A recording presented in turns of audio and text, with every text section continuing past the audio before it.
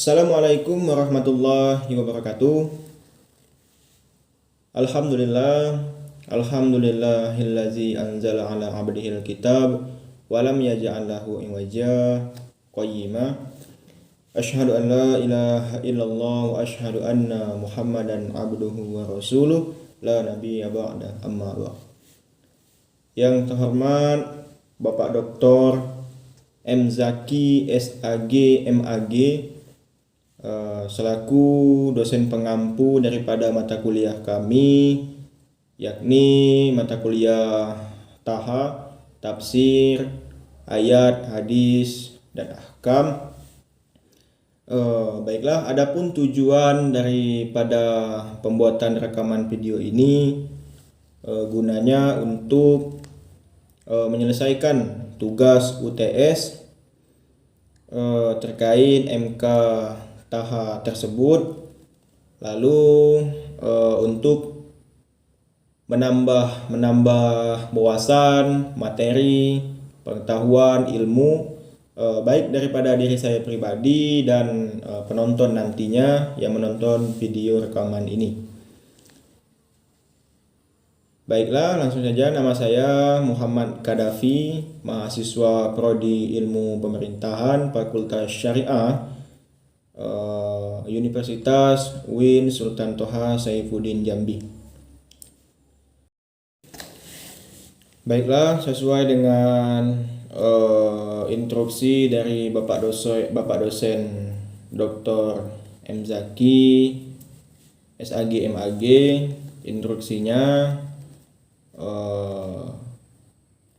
dan dicantumkan prosedurnya tersebut. Yang pertama, dalam tugas UTS itu memilih 3 tema dari materi yang telah di-share dan dipelajari, lalu dijelaskan juga peserta kandungan, asbabun nuzul, kandungannya, kandungan ayat tersebut, hukumnya, dan lain-lainnya. Lalu memejamkan mata di saat memaparkan dan menjelaskan materi tersebut. Oke, langsung saja.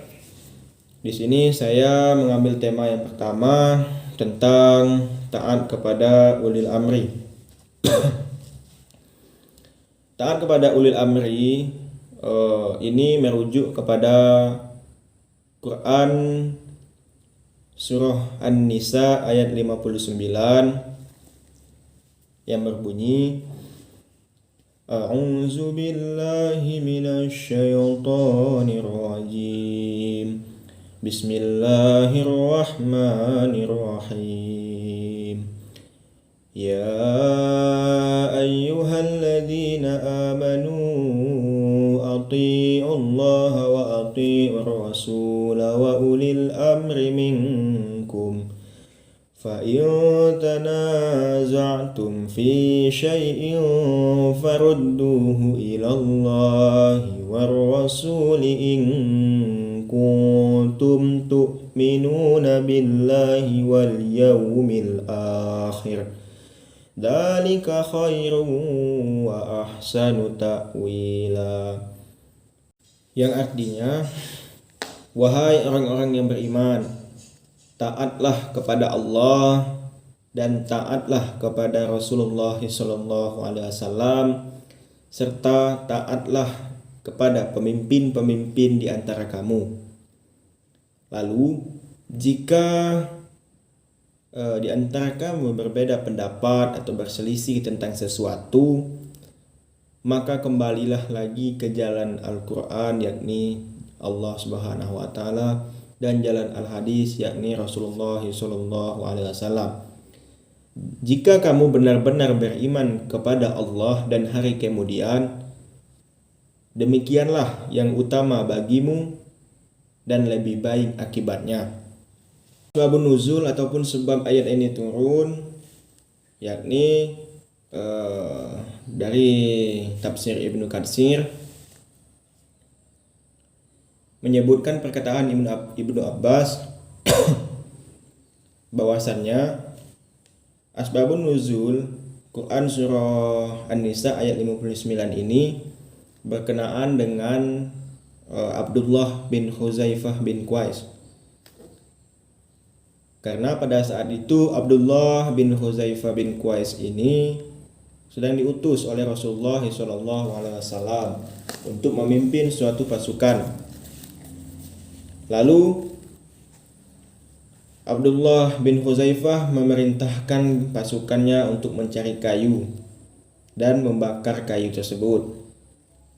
Di saat kayu sudah dibakar, api pun menyala. Abdullah bin Huzaifah bin Qais ini memerintahkan kepada pasukannya untuk masuk ke dalam api tersebut. Lalu salah satu di antara pasukannya tersebut menjawab, jalan keluar dari api ini adalah Rasulullah. Maka temuilah Rasulullah, jangan tergesa-gesa dalam memutuskan suatu perkara. Jikalau Rasulullah SAW menyuruh masuk ke dalam api itu, maka masukilah, kata salah satu prajurit tersebut. Lalu mereka pun menemui Rasulullah dan menceritakan hal tersebut kepada Rasulullah. Dengan tegas, Rasulullah SAW melarang untuk masuki api itu. Ketaatan hanya dalam kebaikan, hanya pada kebaikan, tidak sebaliknya, kata Rasulullah SAW dengan tegas. Lalu Ibnu Hajar Al-Asqalani juga menjelaskan bahwasannya jika ada perbedaan, perselisihan pendapat, maka kembalilah lagi kepada jalan Allah Subhanahu wa taala, yakni Al-Qur'an, dan jalan Rasulullah SAW, yakni Al-Hadis. Maksud dari ayat tersebut yang pertama, taat kepada Allah dan kepada Rasulullah SAW, yakni ya ayyuhalladzina amanu atiillaha wa atiiur rasul. Wahai orang-orang yang beriman, taatlah kamu kepada Allah dan taatlah kepada Rasulullah. Jadi taat kepada Allah dan Rasulullah SAW ini yakni bersifat mutlak, karena keduanya ini adalah sumber hukum Islam, yaitu Al-Quran dan Al-Hadis.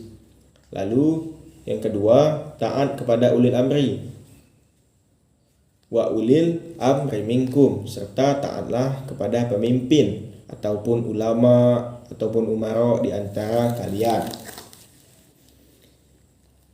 Taat kepada pemimpin ini tidak seperti taat kepada Allah dan kepada Rasulullah yang bersifat mutlak. Akan tetapi taatnya ketika perintahnya atau ia memerintahkan itu baik, tidak bertolak belakang dengan sumber hukum Islam, Al-Quran dan As-Sunnah, tidak ada pertentangan dan tidak ada bertentangan, maka kita ikuti. Jikalau sebaliknya, tidak kita ikuti karena tidak bersifat mutlak. Lalu selanjutnya kembalilah kepada Al-Quran dan Al-Hadis. Maksud ayat tersebut, jika ada perselisihan, perbedaan pendapat tentang sesuatu, maka kembalilah kepada sumber hukum Islam, yakni Kitabullah dan As-Sunnah.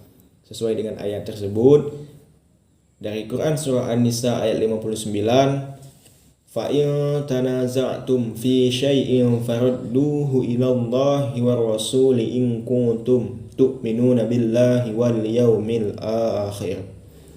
Maksud ayat ini dari Mujahid dan para ulama mufassir lainnya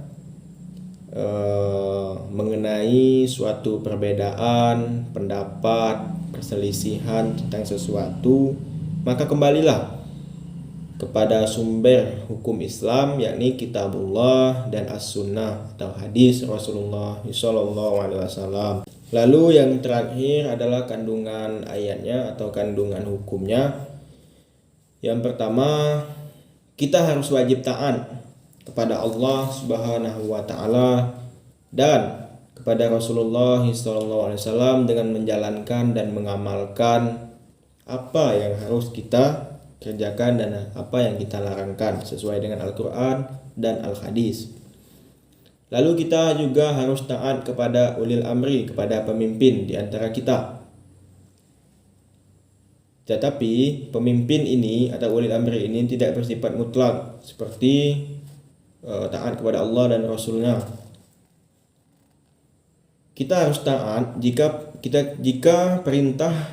yang diperintahkan itu tidak bertentangan dengan sumber hukum Islam, kitabullah dan as-sunnah, maka kita taati. Lalu menjadikan Al-Quran dan as-sunnah, al-hadis, menjadi sumber hukum Islam. Jikalau ada perbedaan pendapat atau perselisihan, kita kembalikan kepada sumber hukum Islam tersebut. Lalu Al-Quran dan hadis itu adalah pedoman ataupun penyelesaian akhir atau untuk menghasilkan hasil yang baik terhadap perbedaan atau perselisihan tentang suatu perkara atau pendapat. Baiklah, tema yang selanjutnya saya mengambil tema tentang penegak keadilan, dan tema ini merujuk kepada Al-Quran surah An-Nisa ayat 135 yang berbunyi, A'udzu billahi minasy syaithanir rajim. Bismillahirrahmanirrahim. Ya ayyuhalladzina amanu kunu qawwamina bil qisti syuhada'a lillahi walau ala anfusikum awil walidaini wal aqrabin. Iyakun ghaniyan aw faqiran fallahu awla bihima fala tattabi'ul hawa aw ta'dilu wa in talwu aw tu'ridu fa innallaha kana bima ta'maluna khabira. Yang artinya, wahai orang-orang yang beriman, jadilah kamu orang yang memang benar-benar penegak keadilan dan menjadi saksi karena Allah Subhanahu wa ta'ala, biarpun itu terhadap dirimu sendiri, terhadap saudara-saudaramu, kerabatmu. Jika ia kaya atau miskin, maka Allah lebih tahu kemaslahatannya. Janganlah kamu mengikuti hawa nafsumu agar menyimpang atau untuk menyimpang dari kebenaran. Dan janganlah kamu memutarbalikkan kata-kata atau enggan menjadi saksi. Ingatlah, Allah Maha mengetahui apa yang kamu kerjakan. Selanjutnya, asbabun nuzul atau sebab ayat ini turun. Dari Ibnu Abi Hatim meriwayatkan dari As-Suddi bahwasannya ayat ini turun tatkala pada waktu itu ada dua orang yang berperkara dan mengadu kepada Rasulullah SAW. Salah satunya adalah si miskin dan satunya lagi si kaya. Lalu Rasulullah SAW melihat si miskin tidak menzolimi si kaya. Lalu Allah Subhanahu wa ta'ala menolak kepada beliau atau kepada Rasulullah ini bahwasannya harus menegakkan keadilan baik kepada si kaya ataupun si miskin. Selanjutnya yakni kandungan ayatnya. Quran surah An-Nisa ayat 135 ini mengandung di dalam ayatnya itu bahwasannya satu, kita sebagai orang mukmin harus menegakkan keadilan, walaupun itu terhadap diri kita sendiri ataupun terhadap kerabat kita sendiri, terhadap sanak dan keluarga kita sendiri. Jikalau itu benar, maka bilangkanlah benar. Jikalau itu salah, tetapkanlah salah. Jangan diputarbalikkan ataupun memanipulasinya. Jadilah kita penegak keadilan, yang dimana menegakkan keadilan secara jujur, murni, dan objektif. Tidak berpaling dari kebenaran tersebut, ataupun kita memanipulasi kesaksian tersebut, mendistorsi kesaksian tersebut agar kita mendapat pujian, mendapat sesuatu yang diberikan oleh orang lain, ataupun mendapat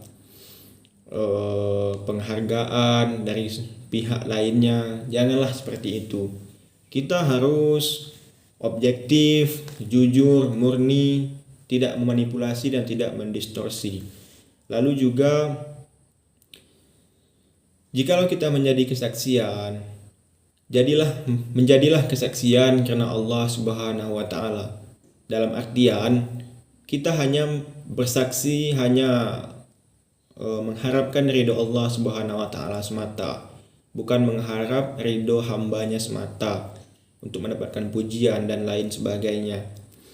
Lalu menjadi penegak keadilan itu harus benar-benar menegakkan keadilan sebagaimana yang telah diceritakan dari Ibnu Abi Hatim, meriwayatkan dari As-Suddi di atas tadi tentang sebab ayat ini turun antara si kaya dan si miskin. Lalu Rasulullah melihat dari sisi si miskin ini tidak menzolimi si kaya. Lalu Allah menolak, tegakkanlah keadilan kepada si kaya dan si miskin. Jadi kita tidak melihat kepada baik buruknya orang itu, atau miskin atau kayanya. Tetapi jikalau orang itu salah, maka kita tetapkan salah. Jikalau benar, kita tetapkan benar. Jangan kita memihak kepada si kaya karena kekayaannya, karena kekuasaannya, karena kewenangannya kita takut dan harus membela si kaya tersebut. Ataupun kita memihak kepada si miskin karena kita iba dan belas kasihan kepada si miskin tersebut. Cukup tegakkan keadilan dengan setegak-tegaknya, tidak tajam ke bawah tapi juga tajam ke atas. Baiklah, selanjutnya yakni kandungan hukum dari Quran surah An-Nisa ayat 135 ini. Yang pertama, bahwasannya menegakkan keadilan, memberikan kesaksian dengan sesungguh-sungguhnya dan bersinergi bahu-membahu saling membantu dalam hal yang memang benar-benar menegakkan keadilan tersebut.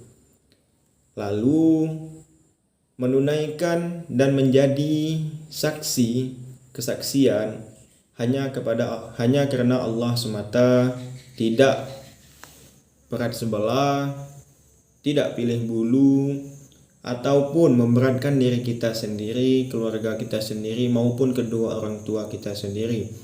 Jikalau salah, tetapkan salah. Jikalau benar, tetapkan benar. Hal itu karena kebenaran ini adalah puncak yang tertinggi dan tidak ada yang mengunggulinya.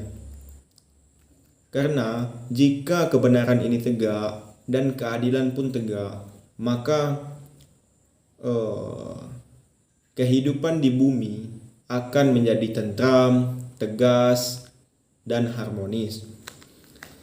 Lalu yang terakhir, di dalam penutup ayat tersebut yang berbunyi wa in talwu aw tu'ridu fa innallaha kana bima ta'maluna khabira. Sesungguhnya memanipulasi, mendistorsi ataupun menyimpang dari kebenaran yang seharusnya benar menjadi batil, ataupun sebaliknya, ataupun bersikap pandang bulu atau memihak kepada orang yang berjabatan ataupun berkedudukan tinggi, mempunyai kewenangan.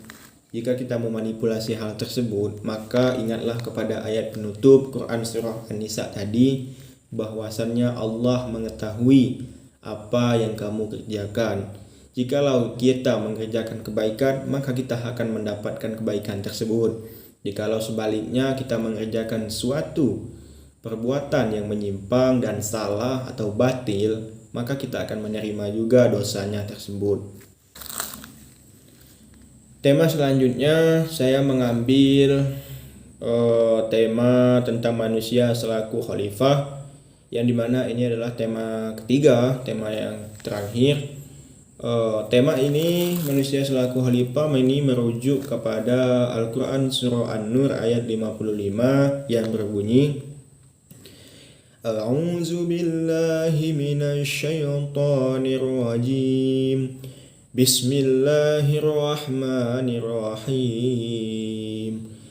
Wa'adallahu alladhina amanu minkum wa 'amilus solihati la yastakhlifannahum fil ardh kama istakhlafal ladzina min qablihim wa la yumakkinanna lahum dinahumul ladzi irtada lahum wa la yubaddilannahum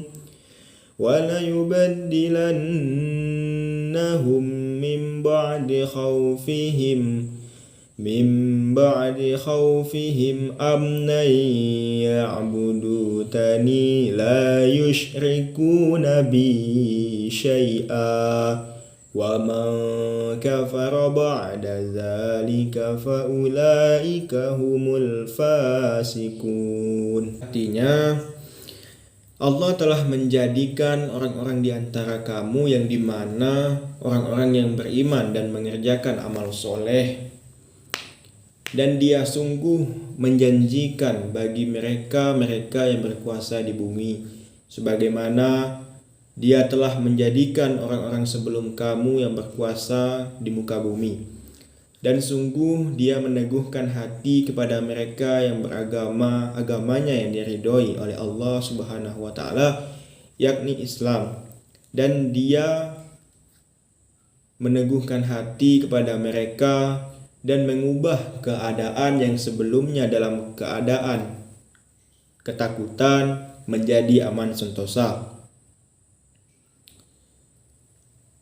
Dan mereka menyembahku dan tidak mempersekutukanku dengan sesuatu apapun. Tetapi bagi mereka yang tetap kafir setelah janji itu yang dijanjikan, maka itulah orang-orang yang fasik. Quran surah An-Nur ayat 55. Selanjutnya asbabun nuzul. Sebab ayat ini turun kepada Rasulullah SAW karena keluh kesah sebagian sahabat beliau yang menimpa karena kejadian yang memilukan dari pihak musuh, berupa rasa takut yang mencengkam dan menteror, lalu berupa gangguan-gangguan dan hal-hal yang menyusahkan yang mereka jumpai karena kejadian memilukan tersebut. Jadi itulah asbabun nuzul atau sebab ayat Quran surah An-Nur ayat 55 ini turun karena keluh kesah sebahagian sahabat tersebut.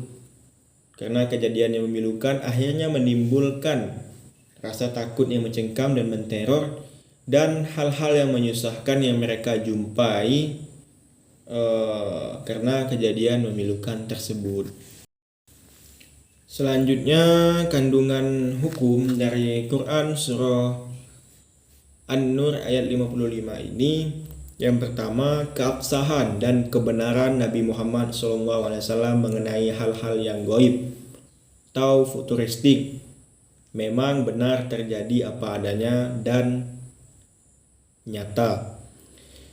Lalu amal soleh adalah hal eksternal dari iman, Jadi amal soleh ini adalah faktor luar dari iman tersebut. Lalu penegasan tentang keabsahan 4 khalifah, yakni mulai dari Abu Bakar As-Siddiq, Umar bin Khattab, Utsman bin Affan, dan diakhiri dengan Ali bin Abi Thalib. Itu penegasan dan keabsahan kebenaran adanya 4 khalifah tersebut. Lalu